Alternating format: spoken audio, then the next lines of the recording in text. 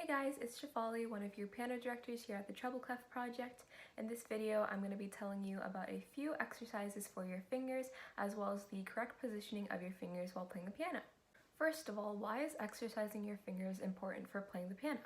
Well, when playing, you want to effortlessly be able to play each key accurately and smoothly, but as pieces start to get faster or more difficult, you may notice your fingers cramping up or that you're struggling to keep up with the pace of the piece. Finger exercises on and off the piano will prevent you from encountering any of these barriers when you're playing. Let's start off with an exercise off of the piano. Grab a stress ball or any sort of soft object. I have this bag, and what you're going to do is slowly squeeze the object, being aware of each of the knuckles that are bending as you squeeze it. So it should look something like this. You can do it as fast or as slow as you want, but when you do it slower, you can actually sense each of the knuckles bending, which is really good for this exercise. You can also do it as many times as you want, anywhere you want, and it'll really aid you by strengthening your fingers. Once you've worked on strengthening your fingers off of the piano, you can move to your piano to do some drills and help you warm up. Most common drills revolve around going up and down the C major scale, just in different variations.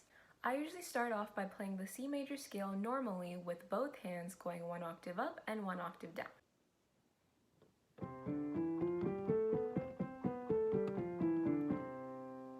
Next, I play the same C major scale with both hands going one octave up and one octave down, but with all of the sharps and flats in between.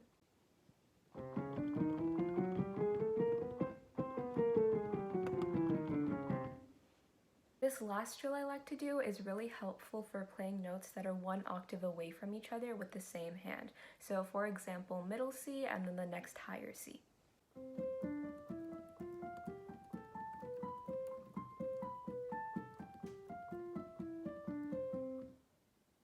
Finger placement is extremely important when playing the piano. You want to make sure your fingers are loose and comfortable to ensure accurate and effortless playing. As silly as it may seem, it's nearly impossible to play the piano properly if you aren't seated correctly. You want to make sure your seat isn't too close or too far from the piano.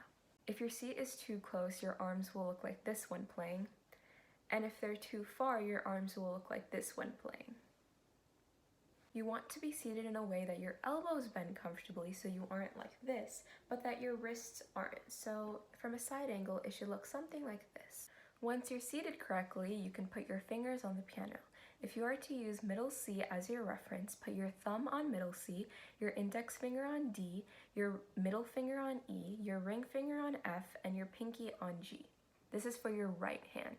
If you were to do it with your left hand, then your pinky would be on C, your ring finger would be on D, your middle finger would be on E, your index finger would be on F, and your thumb would be on G. No two fingers should ever be on the same key, and to start off, there should be no gap keys in between any of your fingers. When playing the piano, your hands should have gentle curves to them. They shouldn't be too curved like this, or too flat like this.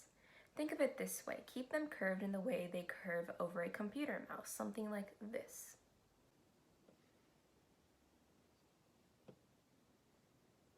That's it for this video. Thank you so much for watching, and I hope you learned something new.